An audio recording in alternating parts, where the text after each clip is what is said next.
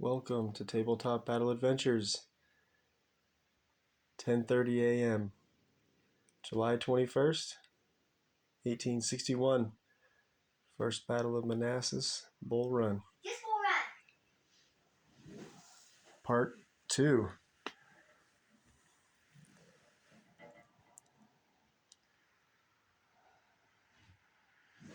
The rebels sprung their ambush on the 2nd Rhode Island, the lead regiment marching in column with skirmishers out from Burnside's brigade. Burnside, Colonel Burnside, brigade commander, he is not officially on the battlefield yet, but he is going to be advancing. He was marching in column behind the 2nd Rhode Island. Behind Burnside is the 71st New York, 2nd New Hampshire, and 1st Rhode Island. We'll scan the battlefield. The stone bridge is being defended by skirmisher companies from the 4th South Carolina and the 1st Louisiana Special Battalion. Detachments of the 30th Virginia Cavalry are headed to cut Sherman off. Colonel Sherman, brigade commander for the Union forces, is on the other side of this stone bridge with 1 regiment and 6-gun battery. The other 3 regiments are crossing the ford, working their way toward the ford, and by turn 4, the beginning, they'll be coming in here from the road to the corner. Another detachment of the 30th Virginia Cavalry and one of the 2 guns for Lieutenant Davidson's Lynchburg Artillery 2nd Section is in line here. They're going to be heading somewhere on the battlefield. And the other of the 2 cannon section already fired from ambush. So the 12-pound howitzer here and the 4th South Carolina center screen are no longer hidden. The 1st Louisiana here is hidden, and of course these units here defending the stone bridge are hidden. The rest of the 30th Virginia with their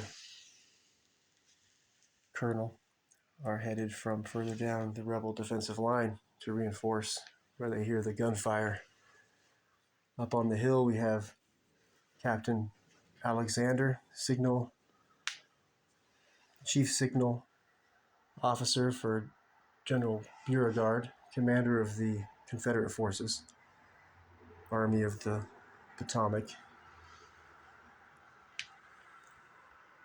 And I failed to mention last time, this soldier here in the black horse, he is the other special headquarters unit. He's the guide. There's special rules attached. And center screen in the brown uniform is the headquarters engineer officer. And I'll head over to this side to show, besides the 2nd Rhode Island, the Union's headquarters guide is also in the woods. Now we will roll. General Burnside's going to advance, and I'm not allowed to make any choices for the Union because I'm commander of the rebels, so we're going to let the dice gods control the Union forces. By the way, the 1st Rhode Island took 1 soldier KIA, 2 wounded, bleeding out, 1 of them in 6 turns and 1 in 3 turns. The green D6s and the brown D6s, I think I failed to mention this last time, they'll be set up next to the units, and that represents that these soldiers' muskets are loaded. And when they don't have a brown D6 if they're rebels or a green D6 if they're Yankees, then that means they've already fired. The smoke says that too, but that's not enough. Another marker. See, the small white D6 represents that this is actually a 6-horse drawn battery. Same thing here you'll see with this horse. I just don't have enough horses for them all to have 6, so that represents that there are 6 horses there. And then this black D6s, that represents, that number times 2 is how many inches away you can spot that unit when it's hidden, the 1st Louisiana. And they don't have the camouflage special rule because they're wearing Yankee blue. But the rebels in their grays and browns and butternuts, you'll notice when they're hidden that their D6 will say 3 times 2 is 6 inches because they have the camouflage special rule. Now, without further ado, let's get to the battle. I only have limited hour to shoot muskets. Also, I'm running my own rule set for this battle, and I wrote it over the last year and a half or so while building this game. And these are reserve dice. The gray dice are the Confederate reserve dice, and the green dice are the Union reserve dice. We'll go over that more as the game progresses. And it's a Union dice next to the turn dice there. So Union dice first. Burnside's coming to see what's going on with his 2nd Rhode Island. On a roll of a 1, Burnside's going to advance into this field near the fence. So brave and dumb and foolish.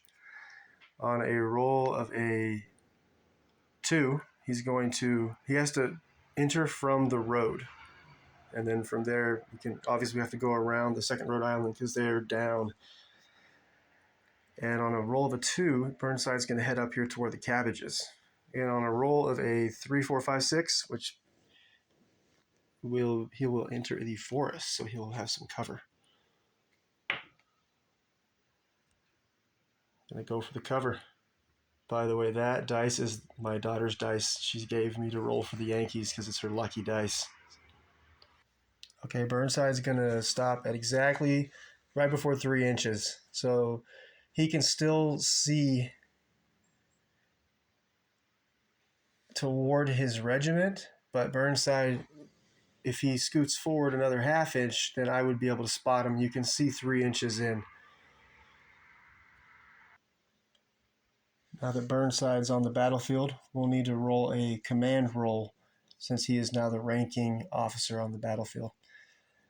Part 1, I had to roll for the Colonel Slocum because he was the colonel for the 2nd Rhode Island.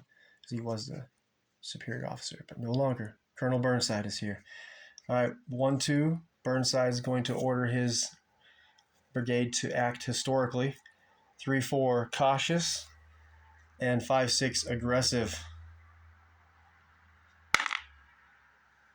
Historical. Now we will roll another D3 in the cautious section. 1, 2, they will hold their positions, fire, and load, which is what they did historic. Or no. Oh, historical. Never mind, not another roll. Historical. It's just historically the other 3 regiments stood back and watched the 2nd Rhode Island fight alone. But each turn we roll again a command roll so that we're not stuck. And that's how I can kind of make the Union forces controlled by the dice gods. General Burnside, or Colonel Burnside, is going to pull 2 order dice. He's going to order the 71st New York to advance toward the rail fence. And he will order the 2nd New Hampshire to follow and line up along the fence as well. 71st New York has advanced onto the battlefield. Historically, at this point, they went down. Every regiment has 2 order dice in this American Civil War tabletop battle adventures. Allows for better movement and more action. So they're going to have to immediately take their 2nd order dice and go down, because historical means for this turn, these 71st New York are going to watch 2nd Rhode Island fight alone. There we go, they go down. Burnside is now going to order up forward the 2nd New Hampshire, who wears gray uniforms. When rebels shoot at Yankees in gray uniforms, or when Yankees shoot at rebels in blue uniforms, then they have to take an orders test at a -1 to represent the confusion of having the similar and the same colored uniforms. Here comes the 2nd New Hampshire. They have to go from this road. So we're gonna. I don't think they can get that far. They'll have to, on a run order, see if we can get them over this direction. Oh no, rebels from the corner. Oh, just kidding. So 2nd New Hampshire enters the battlefield. Most of these state flags I made by hand with my daughter's help. So it took a run order from the road straight over and then advancing forward. And the reason why I was able to use both those order dice is because we rolled for the command roll for Burnside, which was historical. So therefore, if it takes both of their dice to get into their historical position, got to do it. Now I did put Company A, Company B forward for both regiments as skirmishers. Company A has special rules, skirmisher and sharpshooter, and that's for every infantry regiment, every cavalry regiment. And Company A is sharpshooter, skirmisher, and Company B skirmisher, special rules. And a full regiment is 22 men, 2 officers and 20 line infantry. And there's 2 corporals, 2 sergeants, plus the color sergeant and the color corporal. Very specific. And then certain regiments have 24. That just is by chance. 2 Confederate regiments and 2 Union regiments have 24 instead of 22. But everything else is the same design. Okay, that was... so as a colonel, Colonel Burnside is allowed... He gives 3+ morale within 6 inches. And he has 3 extra orders. So he is going to now order up the 1st Rhode Island, which before he became a brigade commander was his personal regiment he was the colonel of. Colonel Burnside's 3rd order dice will go to the 1st Rhode Island Infantry. Historically, they actually would have just been in these woods right behind Burnside. So we'll get them deployed. 1st Rhode Island has moved into the woods as much as they could with a few companies. And by the way, each company is so the reason there's 20 enlisted is divided by 2. You have 10 companies. So the 2 flags are the color company, and every 2 men, 2 Company A, 2 Company B, and so forth. All right, so this historically they advanced in the forest, and then they just stayed there and went down. That was the best thing that could have happened for my Confederates. And that was Burnside's 3 order dice that he gave, and the other 3 automatically came into play because of the historical rule. Let's draw out order dice.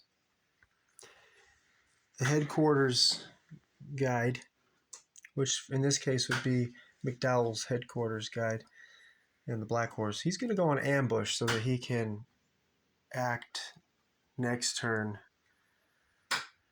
Because any of these units that have gone down or they've all had their 2 order dice, they cannot act. So the guide will go on ambush. That way he can roll off at the beginning of next turn before the 1st order dice against the rebels, my rebels, and see who's going to have the initiative with ambush for the first ambush of the turn. I guess I made that decision for the Yankees, but what else can the man do? We want to have a good battle, so I'm going to play my best when there's a decision to be made for the Dice Gods army. All right, so again, stuck on the historical because of Burnside's command roll. The 6-gun battery, 2nd Rhode Island, will not be able to come on until turn 2 because they did not arrive onto this part of the battlefield until 10:40 a.m. And right now it's 10:30 a.m. So they are just off the battlefield here, right behind the embattled 2nd Rhode Island Infantry. So then I will go down with the 6-gun battery, including their captain, Captain Reynolds, will go down. And he's on horse. He's going to be on horseback. He's the battery commander. And then also the 2 lieutenants will go down. Each of them commands 3 guns of this battery. And then the 3-inch number 5 cannon, 3-inch ordnance rifle, the number 3 gun, 12-pound Napoleon, the number 6 gun, 3-inch ordnance rifle, number 8 gun, 10-pound Parrott rifle, and number 9 gun, 10-pound Parrott rifle, and number 12, 12-pound howitzer. That's the 6-gun battery that is delayed because of the historical roll. Whew. Lucky rebels for this turn. It's not just an off-table asset. We do have the hardware. And there's a total of 15 Union regiments of infantry, 12 cannon, and 3 cavalry regiments for the Union. There's also 7 headquarters units for the Union. And the rebels have the same setup, plus the 3 HQ units for each side. Painting in progress. Okay, the 2nd Rhode Island Battery commander, Captain Reynolds, will, due to Burnside's historical role, he will continue advancing toward the battlefield. And turn 2, even if Burnside rolls historical, Captain Reynolds' battery will arrive because historically they arrived turned at 10:40 a.m. That's turn 2 here in Tabletop Battle Adventures, First Manassas. So here's the rest of the battery. The 2 lieutenants have the color bearers, and there's the 2 sections. 1 howitzer, 2 10-pound Parrott rifles, 2 3-inch ordnance rifles, and 1 12-pound Napoleon. Also, and they're all advancing.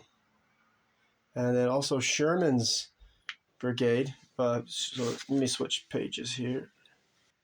Colonel William T. Sherman will also receive an advance order. Him and his brigade and his 6-gun battery will be arriving turn 4 after they cross the ford. And so all of his units will also just receive advance orders. Here is the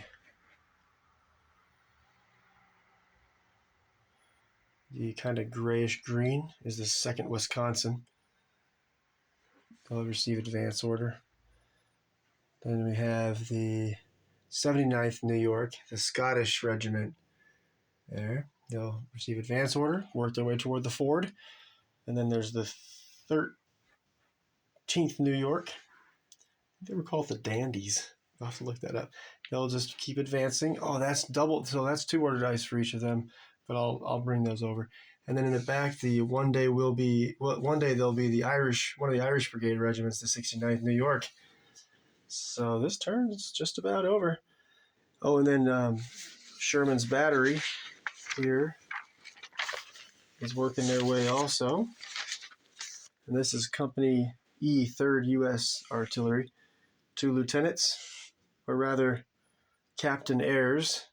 Which one's? Oh, here we go. Captain Ayres. And then Lieutenant Ransom. And their 6-gun battery. Gun number 1, 12-pound Napoleon. Gun number 2, 12-pound Napoleon. Gun number 4, 3-inch ordnance rifle. Gun number 7, 10-pound Parrott rifle. And guns 10 and 11, 12-pound howitzers. They will all, by the way, all artillery guns only receive 1 order dice, but you're able to reload at least one of your guns each turn to fire every turn because of your lieutenant can order a reload. But only 1 fire per cannon per turn, and also only 1 fire per all units per turn. Colonel David Hunter, 2nd Division commander on the White Horse, he arrived historically around the same time as right as the artillery arrives for the 2nd Rhode Island Battery. So that's why, even though Burnside's a colonel and David Hunter's a colonel, he's the senior colonel, being the division commander. But because Burnside's on the battlefield, Burnside's historical role will count for the division commander. Once he arrives, Colonel David Hunter, turn 2, then he will roll again a command roll for the division. But Sherman will still have his own command roll since he's coming from a different division and under different orders. Colonel Hunter also has his chief engineer officer with him, so he will also receive an advancing work toward the battlefield. By the way, here's the other rebel cavalry regiment. This is Jeb Stewart's 1st Virginia Cavalry. They'll arrive later in the fight. Here's some of the rebels command units and the Union command units. And then this is the signal officer for the Union forces, and he will receive an advance order, keep working his way toward the battlefield. I was gonna allow him to come now, but putting the signal officer into the battle now means he's on the hill in the open, and so I think we'll have him arrive with the division commander, Colonel David Hunter. There we go. And then we have the last of the 3rd Union Cavalry Regiment. Took me from April 2025 until now to have the game built enough to play. Not finished, a lot of painting to do, but enough to play, including the rule set. Oh no! A Yankee fly on my head! And that is all the Union forces order dice that are available right now. So that means there's 40 Union order dice. And the 6 remaining order dice are all Confederate order dice. But I'm going to end it there for today because I want to have 2 days to think about what to do with my rebels. My Confederates are very much outnumbered right now. I could run away now and escape, and then I could come over here and meet B and Bartow's brigades and Jackson's Stonewall Brigade. But I told myself I was going to fire a minimum of 3 volleys before I fell back. Wow. I've only fired 1 volley with 1 regiment, so we're not ready to fall back yet. So about 3 more days, I'll get back to the action. We'll wrap up this turn. I love it. Ooh, the Yankees are coming.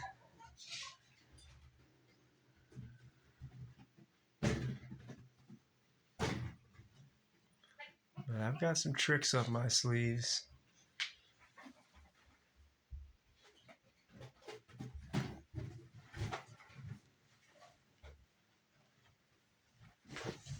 Whoa, earthquake. Whoa, This is probably the best table I built.